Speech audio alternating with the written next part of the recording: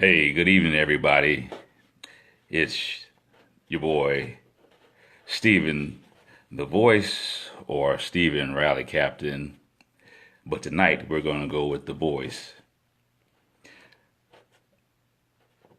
Today, I want to start off by saying good evening to everyone. This is something that has been on my mind for a while. I've been Everyone has, well, good evening, Veronica. I've been told that I have a nice voice and to use my platform to do other things besides just sports stuff. So tonight I said, you know what? I want to try and do something new, and that's read poetry that people have submitted by giving them credit. Um, and so far, I think tonight's reading I probably will have about 4 to 5 poems that I'll be reading tonight. Donnell, good evening. How you doing? Mary, good evening. And I'm going to start back to, if you've seen me from other live videos, the fellas, you always get a pound, and the ladies, you get kisses. So, ladies, good evening. Fellas, give you a pound. Um, if you have a poem that you want to be heard or read, I will read it for you, or I might just invite you into the live chat so that you can read your own poem. I'm not opposed to that. But I want to start off tonight by once again thanking everyone. Dwight, my man, you a cool dude, man. I love you, brother. You know, Lynette. Well, thank you, Lynette. So, the first poem that I'm going to jump right into, and I see that she just got on, is from Lazina Sims, aka Wildflower. And this poem is actually, I don't see a actual title for this particular poem. So I'll just read what she has, what she submitted. Peace, be still. I know it's hard to do with pain, this surreal. Living and reliving this unspeakable ordeal with this disheartened cycle, how do we heal? When will this madness stop? Our black men being killed by cops. Why is the question asked? What did he do to lose his life instead of why did they take his life? Please don't lose sight. Burning down buildings doesn't lessen the pain inflicted war on our own communities. How can we sustain? I cry for you, black man, every night because nobody understands your struggle and plight. Trying to live in this world as a man, but haunted like a savage animal, that's not understandable. Those of you who know about the cotton fields and Jim Crow, it's hard to let the anger go as we watch our black brothers' blood flow. Please don't forget the unspeakable torture and black fruit hanging from trees and everyday black man's reality. Does a black man's life mean anything to authorities or another brother in the community, or are they without immunity? Have we become so desensitized with the losing of black lives that liquor stores are being looted, symbolizing your life being further demoralized? Black man, they believe you are a fraction of a human. That's how society views you, that's what they think. So you lay dead in the streets and nobody blinks. Night after night, black lives are taken, and all we are left with the funeral processions. Dear God, what's the lesson? Candlelight vigils becoming black rituals, T-shirts being made displaying the faces of the slain. Are we in bondage without the chains? With your hands in the air, hoodies on your head, screaming, "I can't breathe." Once again, black man, you have been deceived. Generation and generation of genocide on our nation, but society is asking you to have patience. So we cry, we scream, and march, putting bandages over our severed hearts. The killing must stop, and it doesn't matter who is doing the killing, his brother man or cop. If black lives matter, let's cease the blood splatter. And once again, that was from Lazima Sims, aka Wildflower. So if you're watching, give Lazina a hand and give it to her. Give it to her. It takes courage to have someone read your poetry. It really does. You know, a lot of people ask me, why do you want to do this? You know, why do you want to get out here and read this stuff? And for me, it's like I said, it's the love of getting this material and being able to utilize my voice to put things out there like that. Tyrone, how you doing, brother? I have several more that I'll be reading, and once again, Miss Lazina Sims, aka Wildflower, she is really doing it, you guys. One day, if she hasn't already done it, she's gonna put a book out of her poetry. I'm sure of it, because you will be amazed by this. And I have to say that this is my first time doing this. So if I make a couple mistakes here and there, hey, just work with me, all right? Because we are in this together. And what I hope to do is you will relay the messages from up to other people so that they can also send in their poetry. And if by chance you are seeing this and you want to send in your poetry, please send it to s.boyd312r@gmail.com. Willie, what's going on? Kimberly. So I'm going to be moving on to the next poem. And, you know, as I said before, it takes courage to be able to put your stuff out there. And I need you guys to continue to do this, because I can read it. I can read anything, but I think it means something when your Facebook family and friends have compiled their works to be aired. So we're going to be moving on to the next one. And this one is from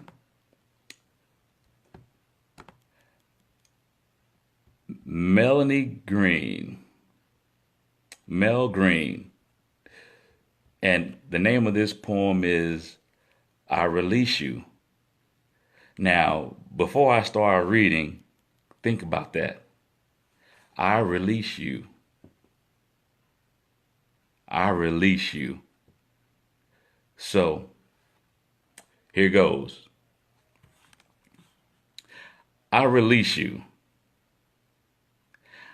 I release you from my love, the depths of which you couldn't understand.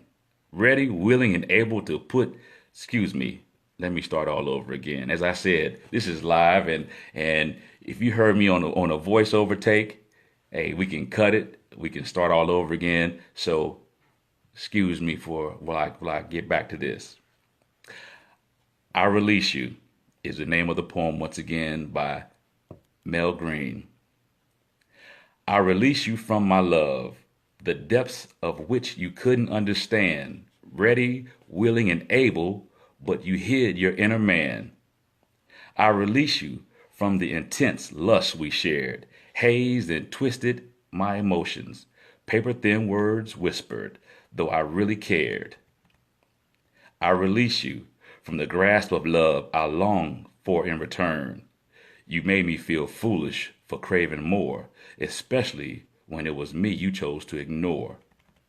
I release you, knowing time expired on our love, sooner than I'd admit. remnants of our friendship left to disintegrate an emotional pit. I release you with the prayer and hope. At some point in time, we come together again, sans hesitation, full of mutual intentions, dreams, and adoration. I release you, though it pains me to. I release you, though I still miss you. I love you, but I love myself too much not to release you. Wow. That's deep. That's really deep. I mean, my goodness. You know, we don't, and once again, that was from Mel Green. We don't realize the things that we do to people when they're ready, but the other person isn't ready. It cuts us deeper than just a visual scar. It really does. And that poem speaks volumes. That poem speaks volumes. She had to release, I won't even say she. They had, well, yeah, it came from male, so I'll say she, but it may not have been about her. So I don't want you to think that she was talking about herself, but she had to release that individual, even though she didn't want to. She was still in love, but for her better doing and enter herself, she had to. I like that. The next one is going to be by Mel Green as well, and it's called Insomnia. And I don't know about you guys, but sometimes when we got things on our mind, we cannot sleep, you know, thinking about that loved one who just broke up with you, wondering if they out there doing something with somebody else. Is that the reason why they broke up with you? Who knows? You don't know. But for whatever reason, you just can't sleep. And this is called Insomnia. Provocative sans arrogance, handsome and confident. Thoughts of you leave me restless. Passion spirals out of control, once clenched by anguish, yet eternally secure with your manipulation of my heart, unlocked by the cadence of sweet intensity. You revive my desire, lying there in a deep slumber. Quietly I watch your chest rise, breath after breath, beckoning my lips to softly kiss, nibble, lick, I refrain. Inhaling an invisible elixir of rejuvenation, exhaling the stress of a life well lived, a deep slumber, only a brief respite. Embracing the pillow with the security of my bosom, I wonder what you're walking through. Excuse me. Embracing the pillow with the security of of my bosom, I wonder what you're walking through will be. Well, you crave my femininity.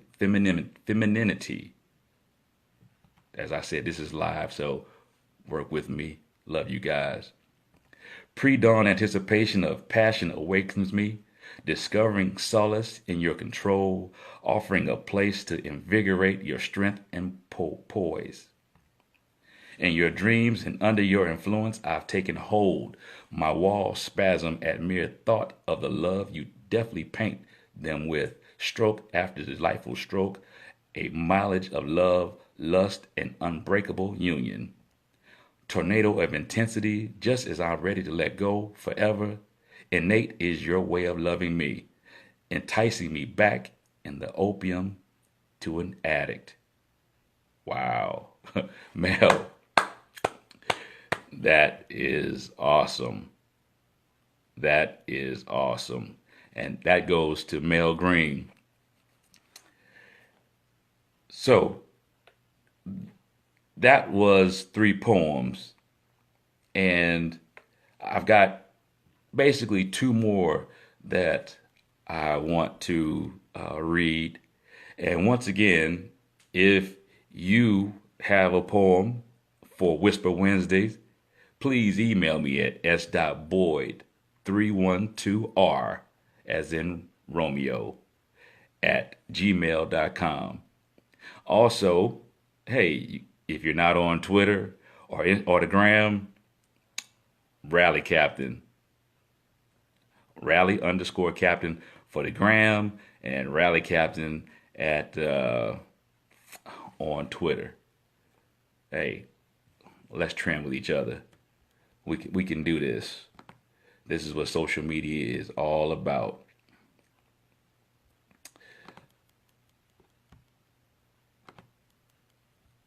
All right. So, as I said, I have Lazina. I have to say she is leading the pack with her poems, aka Wildflower. Lazina Sims, aka Wildflower. If you're at home, give her a round of applause, because this young lady is doing it, and I see big things for her future. Really big things. So, this poem by Lazina is called Sweet Thing. And I have to say that when I was reading this for the first time, it made me say, whoa, look out, Jack. So if by chance there's some young kids in the room within earshot, go ahead and put the headphones on them, or take the phone or whatever your listening device is into another room. So once again, this is called Sweet Thing, and this is by Lazina Sims, aka Wildflower. Sweet Thing. I met you at the door with nothing but a smile and towel on, like a scene from an adult porn. You walked in and greeted me with a kiss, and in that moment the towel was dismissed. You sat me down and opened my legs right there on the couch, and without a word spoken, my sweet thing was all in your mouth. You didn't waste any time with idle conversation. Your tongue provided the ultimate nonverbal stimulation. I grabbed the back of the chair. You gripped my thighs firmly to pull me near. Your tongue was so deep in me, I thought it was a part of me. With the closing of my eyelids, I gently rubbed your head and started to relax, following your lead, allowing you to proceed. I uttered to you, baby, tell me what it tastes like. And you replied, sweet watermelon slice. I loved how you were quenching your thirst. It was already wet before the cherry burst. I was soaked from my sweet thing to my knees. This is what you came for, so I appeased. I thank you for coming to get a taste. And that same towel you dismissed, I used to dry your wet face. Oh my goodness. Lazina, girl. You got it, girl. Lazina, you did it with that one, young lady. I gotta tell you, Miss AK Wildflower. Ah, boy. I loved it. I loved it. That's just excellent stuff. Yeah, yeah, Lynette. Dang. That's right. She did that. She did that. You know, we are talented in so many different ways. Some people, they're talented. Who knows what your gifts are? You know, who knows? But God has given each one of us a gift in some shape, form, or fashion. It's up to you to figure out what the gift is that He's given you and explore it and dive into it. Because you know, if you do something that you love, is not considered work. And I can tell by that poem right there that that was not work. That was straight from the heart passion. And we all, at some point in our life, can say that we have been in that situation. Whew. So, put my tongue back in my mouth. Hey, hey, Erica, that right there is like that. And I'll say this, if you have someone who is in the spoken word, who has poems, bring them into these videos. Let them see, because what makes this work is your participation. That's what makes this work. And this will go on every Wednesday. Now, I've got one more that I'm going to read, and that's from a brother who I haven't met before, but I'm really looking forward to meeting this brother. And, you know, we all are a part of this right here. And this poem is by Ali Camara. And I believe the brother's out of Baltimore. And it's called The Millennials. Now, you know, old folks always say, back in my day, we didn't do this, or you guys are doing this, or you guys are doing that. And on some levels, we have taken it to infinity and beyond. Okay, so you know the meme that's going around with barbecue Betty or Becky. That's on a whole nother level. But let's face it, the internet can make you and the internet can break you. And I think that she is afraid to show her face no matter where she goes, because that was foolishness on so many levels, right? So, Whisper Wednesdays is from 8 to 8:30, and I can't believe that it's already 8:22. It feels like I just turned Facebook Live on to start this. So, as my last poem of the night, as I said before, and I hope I'm not butchering the brother's name, Ali Camara, that's who this poem is from. And please submit your poems to s.boyd312r@gmail.com. All right. So I am going to jump right into this by Ali Camara. And once again, it's called The Millennials.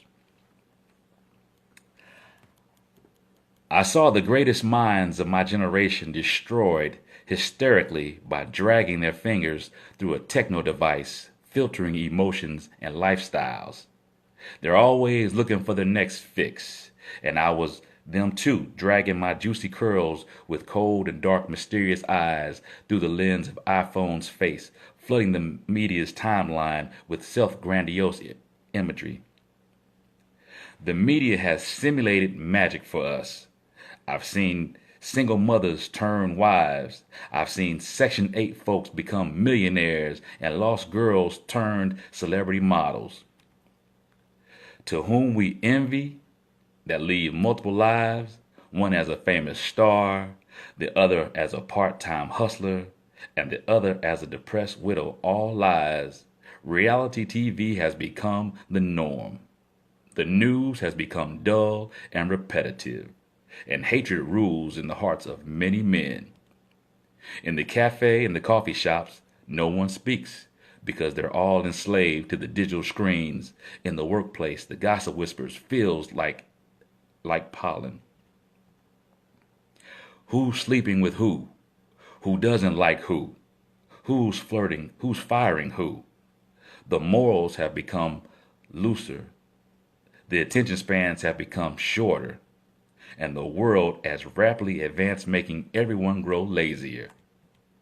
The golden age of 2018 is not so golden, as violence rises like the gates of hell and police brutality burns the flesh of my generation. The tired generation, that's what we are. We want to do everything productive, but we produce nothing new. We're so tired of being stifled, so tired of being told what to do and what not to do. We all want to be free thinkers, free-spirited, and free from mental bondage.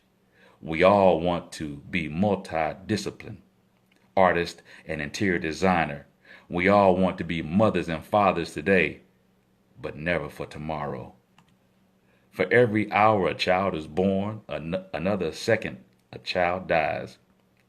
We are the generation that was doted on like the great Picasso. Our mothers made us believe we could be anything except to learn, thrive on our own. If we wanted to be cops, we'd be FBI agents. If we wanted to be actors, we'd be superstars. Instead, we're lied to, so we became nothing. We search for solace behind the glass of mechanism of machines, faced with 16 million others whom we don't know but see every day. Can we part from the machines? Can we put them down? We talk on the phone. We have sex on the phone. We cry on the phone. We laugh at the phone. We eat with the phone. And we're lost without the phone. The need for human connection and intimacy is futile in the 21st century. Therefore, we become HLI. Human lost intelligence is the same as AI. AI can be taught all the things lost to mankind. Love, compassion, trust, and purpose. Our tactile senses continue to be enhanced by the machines, but verbal communication has become a foreign language. Virtual reality is where we recede now, and we adhere to qualities of lost time. Therefore, childhood has died, and God is somewhere weeping at the millennials' destruction. Wow, that was deep. That was really, really deep. And can you think about it? And we've seen it and we've talked about it before.